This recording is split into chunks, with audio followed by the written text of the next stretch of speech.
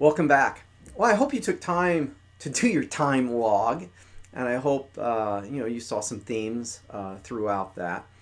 In the last session, talked a little bit about the proliferation of activities, just exploding, so much stuff to do, and how it can just really leave us strapped for any sort of time for God. I refer to this whole feeling that I don't have as much time as I used to as being time compressed. It's not that there's less hours in the day. The issue is we have more activities and more options, so we're attempting to compress all that stuff into the time we have allotted. I see time compression when I hear parents talk about all the activities their kids are involved in. Dance, baseball, soccer, swimming, cheerleading, it goes on and on and on and on. Children are also encouraged to participate at younger and younger ages. I don't know. 3 and 4 year olds, I don't know if they're learning a lot chasing a soccer ball around. I know the exercise is good, but a trip to the park with mom and dad could probably do wonders as well.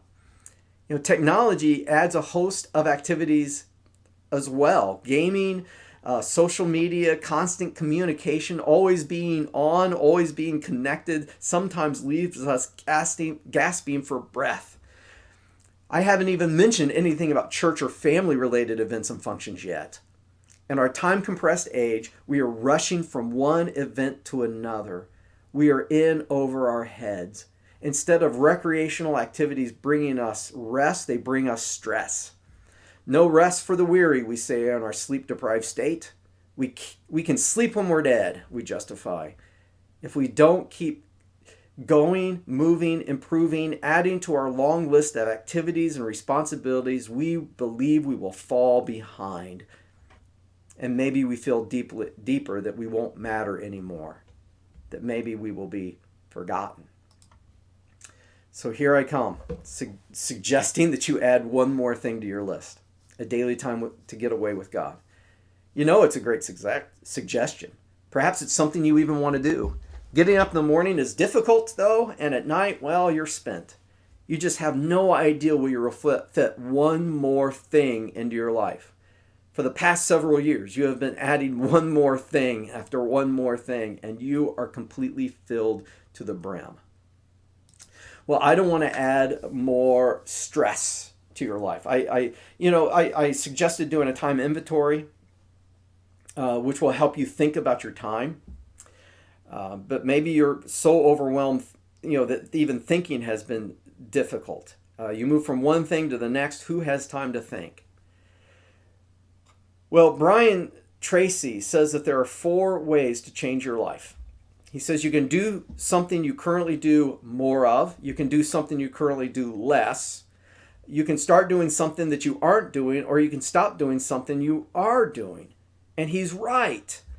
We must first recognize what we are doing, just like keeping a food inventory, keeping a time inventory helps us to find areas where we can cut back. And a time inventory gives us an idea how our time is being spent.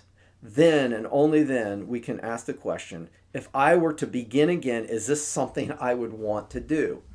So after you have your time inventory, go through this 4 questions and really focus on question 2 and 4.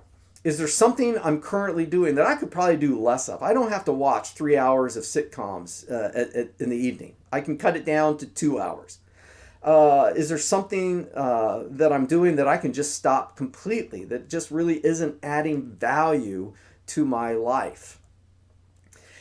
And once you figure that out, then you can do with questions 1 and 3. And what I'm suggesting is, replace some of your entertainment or some of your activities with carving some time out with God. I believe it is vital for our relationship. If we're going to have a deep relationship with God, we can't do it on the run. We have to carve that time out. I wish there was a better way, but we're in relationship with God. And maybe in your relationship, maybe you're at the ignoring stage. Maybe you're at the exploring stage. Maybe you feel like you're just getting started. But really, God wants us to know His love and His grace and His peace. And that really does come when, when we're able to finally center in Him. I know you will be blessed. So I really encourage you to carve some time out and find that time to spend with God. Well, our next session, I believe we're going to talk about being open, because that's an important part of spending time with God as well. Well, blessings on your journey. May you truly sense God's love and grace as you follow Him.